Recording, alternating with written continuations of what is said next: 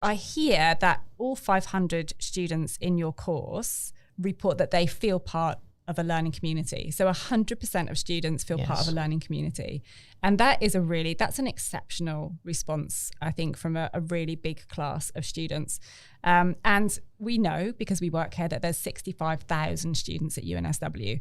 So we also know that it's really, really difficult for students to find that connection. So first of all, how have you managed to do that? What are the things that you've been doing in your course to build that sense of connection? And why is it important?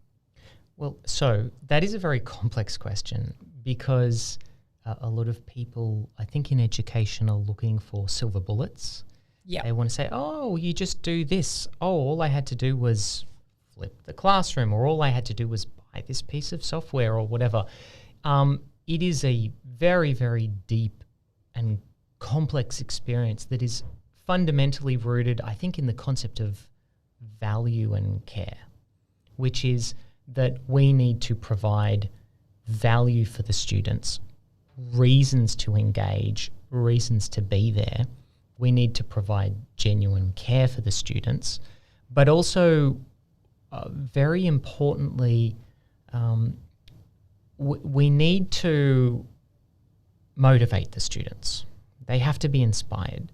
So if you look at a course from a pedagogical point of view, and there's a lot of research that has supported this thesis, there's no real difference in the cognitive load of learning something, whether you were reading it out of a book in the year 1920 or watching a fancy $20,000 15-minute YouTube video in the year 2018.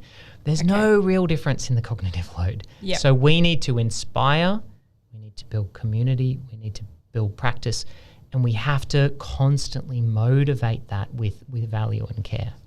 So why is it important that students are motivated? So if it's when you say there's no difference in cognitive load, that means that there's nothing essentially different between reading that big, heavy engineering book 100, 200 years ago and the way that students are engaging now in terms of how they're learning. So why is it that then that extra motivation is so important for student learning? Well, because they have to want to do it, right? They have to be interested in what they're doing.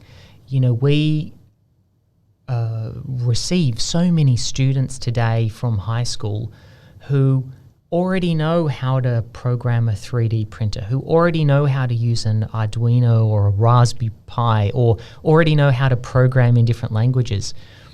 And they can do all of this stuff because they're interested. And so what is the value of the institution? I think that you could go back as little as 20 years ago and say, well, you come to a university and you've got these you've got world-class lecturers and you've got a library with millions of dollars, 14 floors of different books, and you have all of these resources there. It's a hub of knowledge. Well, the hub of knowledge today is the internet, and knowledge has become devalued. It's not really very important anymore. Practice, understanding, these are the things that are valuable today. And so in an age now where somebody can actually really go and learn anything they want to on their own, what is the value of coming to a university? And it is to be part of a community.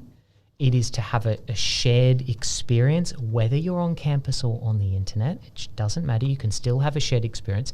And it's to be inspired to do something. So, you know, that's actually arguably a much bigger responsibility than what it used to be, which is to motivate and inspire our students and build communities.